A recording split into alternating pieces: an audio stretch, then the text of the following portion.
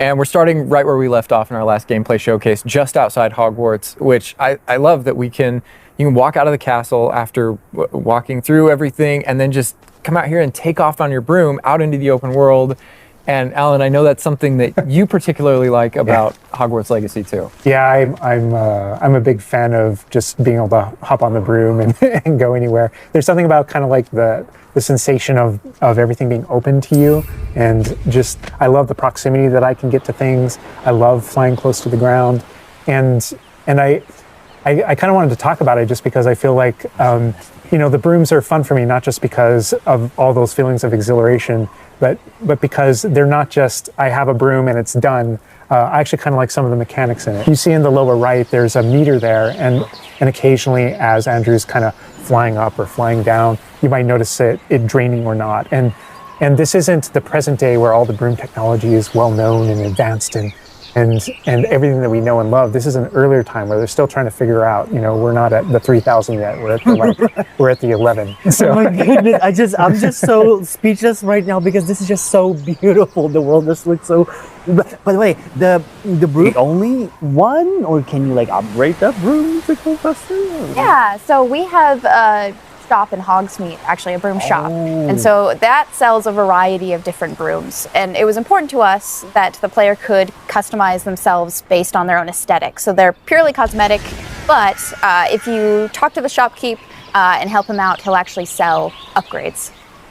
Yeah, and those upgrades will make it so that where normally the broom, you can only fly, you can only go at max speed. It's kind of like a turbo meter down there. You can only go at max speed without the meter going down, kind of closer to the ground. And as you raise into the air, you'll notice the meter drop.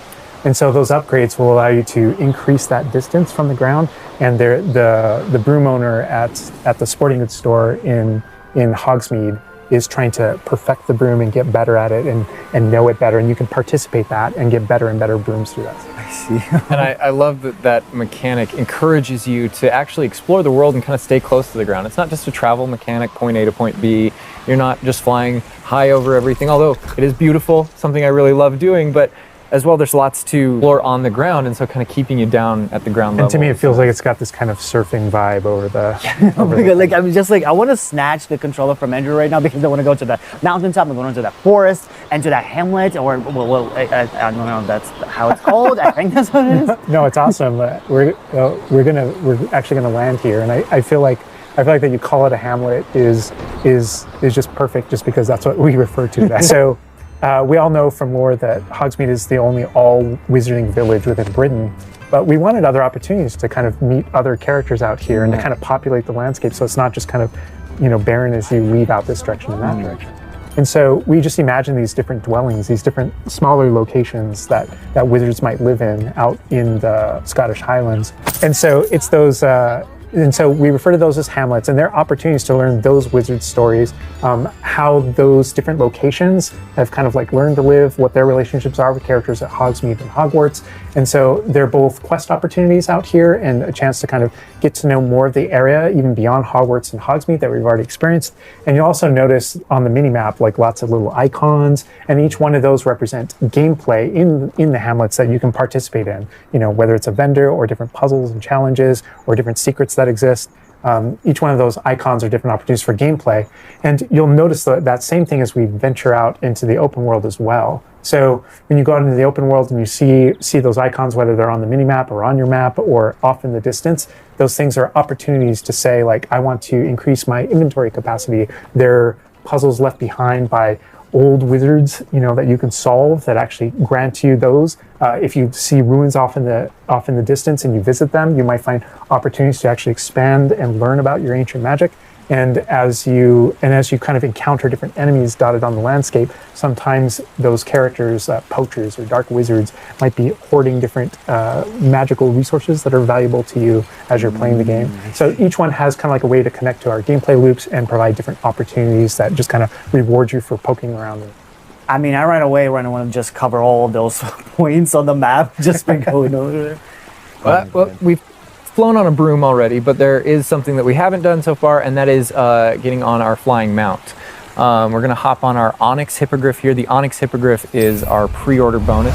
Oh my god, there he just like pops out of the the bag. Oh wait, you can use it as a horsey? I mean, a horse. I mean, that is a horse. Yeah, as a hippogriff, you can totally ride it like a ground mount, and you can lift off into the air. And we tried to make sure that each of those interactions, so the broom's really good at reaching that top speed, at kind of traveling the world as quickly as possible. But sometimes it's really nice to get on the hippogriff because of that ground speed or those transitions. And sometimes it just feels amazing just to be riding around on a hippogriff. Look at it. Yeah, it really is kind of like, I don't know, it's a great feeling being on it. And it's a great feeling managing those transitions, kind of going from run to fly and just being able to go wherever you want. And we tried to make sure that each one of these things that you can interact with have a unique identity and a reason for being. And oh my god, like I see like different like areas, like a swampy area. By the way, can you go to like entire map anywhere you go? There are regions that are like locked from you? Yeah, or, as soon as there's kind of a moment where the world kind of opens up to you outside of Hogwarts as a student, and right from that moment, early on in the game, you can go wherever you want. And so you might find more difficult challenges in different areas, and you'll see different spots as Andrew's moving around, like you mentioned, the swamp. We have got like a coast, and we've got different types of environments out in the world just to kind of pepper your experience, reward you for exploring, keep things fresh. All those things exist as we're moving around. So cool. And I love that windmill. It's like so rustic. Like I keep forgetting that this is like 1800s. That wasn't really seen before. Like it feels so authentic. Like it's part of it. Yeah, I love this vista too, and I'm gonna have Andrew stop here. We're gonna use a bit of dev magic to change the seasons. Actually, I want you to see what this world looks like, covered in snow. Yes, yes, please. I love snow. Oh my goodness, this is so pretty. Okay, it looks so realistic. Oh my god, it changes the landscape like completely. Oh my god, does it have like actual like gameplay impact, like impact on the gameplay, or does it like it's just the weather of Scotland? Yeah, we really use a marker through the game. So as you're progressing through your main storyline, it was important for us to kind of like have those moments that kind of felt like when you're reading the books or watching the movies, where you'll see kind of like the title card winter, and now the landscape has changed, and you're really feeling that passage of time while you're a student, going through your year at Hogwarts. And I think we wanted to duplicate that. And for me, it's really fun that it's not just on the outside, which I agree, I think it looks really beautiful, but within the school as well. So there are moments like when it reaches certain holidays or things like that, where Hogsmeade, the school reacts to holidays, and you see the decorations around those environments change. That really helped just kind of make me feel like I'm there. Right. Yeah. And it's not just for the seasons, those kind of vibe things. Like we have a day-night cycle, and that day-night cycle, it's largely about vibe. When you go into Hogsmeade in the evening, there's less characters there. Around the school, you'll notice it kind of dies down and quiets down when there's candlelight and students kind of like as you're walking through the halls. But in that day-night cycle is where we've kind of placed a few items where, whether or not you can collect them or whether or not you can interact with them that are a little bit restricted by the day-night cycle. And I love Andrew's flying up here, really high up on the hippogriff. And we're just looking at this view of Hogwarts in the distance. It's just absolutely beautiful. It's part of what I love most about flying around in this game, whether it's on a hippogriff or on the broom. No, I mean, you talk about going anywhere and things that you can see in the distance, and that's one of my...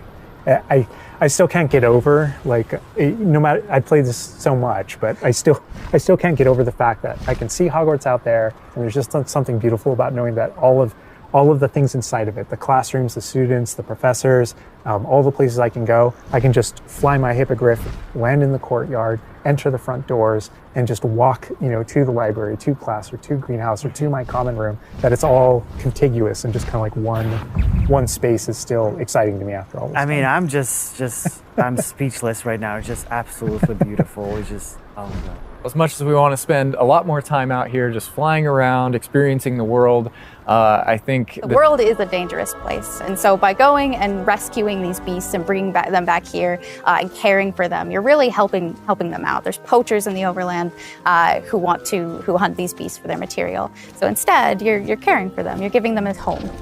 Oh my God, this Raphorn is just gigantic. but he looks like my dog. He looks like my dog right now for sure. Oh, you could actually name them as well. So like your dog. So getting back into that personalization, you know, yeah, we didn't want you to just like throw in, oh, here's a Graphorn in here. Like this can be named whatever Andrew's about to name them. Bruce. It's a good name. You know, we've created this really nice space, and you can get additional vivariums, correct? To different kind of aesthetics and looks to where you're keeping your beasts and caring for them. Progression is a big part of this space as well. So as you progress through the story, you will unlock more vivariums. So as you can see, this one's quite meadow themed, big, open, bright. But there's other ones, say like a swamp that you might encounter. And it's really a visual effect to and more space for your beast. Oh, so it's like those, so when we're inside the room requirement, there's like on the left, there's that moon glow from one entrance and then some shrubbery going on in the right. Is that what you're talking about? Yep, that's exactly it. Ah, oh, you put trees in here too. Oh my goodness. And another thing with the beast care that I think is great, you know, tying back to this same kind of thing that you did with like the broom, where the broom is not just a method of travel, it's actually built in and integrated into the world. In the same way, like beast care isn't just this added element. You're not just throwing it on top. There's really this like narrative and integration to everything connects. So as you progress through the missions, you'll expand this space. As you earn resources, you'll go into Hogsmeade and use them to unlock the gameplay here and unlock new conjurations and different things to play around with. In the open world, it's in those different environments, like the different combat and conflicts and bandit camps and different things like that exist in the overland. Those things are what hold recipes that exist in the loom. So all these things have a way of connecting. Moonstone that you find out in the world is the resource that we use to conjure everything that's found throughout the world. Forageables are used for recipes. So really everything's like a cycle and keeps you coming back. But even with the story that's being told too, I think people know who Poppy is and that she has a particular affinity for beasts. Yeah, I mean, I think everything we're seeing here, you know, you're going to be venturing out into the world, and this is just kind of the tip of the iceberg, even of kind of like your interactions with beasts in that narrative. So, you know, you bringing up Poppy, there are more kind of mysteries to discover and things to discover out in the world that have to do with her and that have to do with caring for beasts. And so different characters have their own stuff that just kind of make this all just kind of like the beginning of your journey. Well, we could spend hours here, but we're going to have to end the stream now. What do you think about what you've seen today? I mean, I'm just so blown away by how beautiful it looks. The open world seems so detailed and there's so many things to do, and like the combat, we're gonna spend like 2 weeks or more just breaking it down by pieces. There's just so much to this world. Like, I'm so happy you guys did this overall gameplay. And that's just the tip of the iceberg. We've got more for you to discover and find on your own. Thank you so much for being here. Thank you for watching. Hogwarts Legacy is available for pre-order now. It releases February 10th with 72-hour early access for owners of the Collector's, Deluxe, and Digital Deluxe Edition. We're gonna wrap things up, but first we've got a little surprise for you. Bye.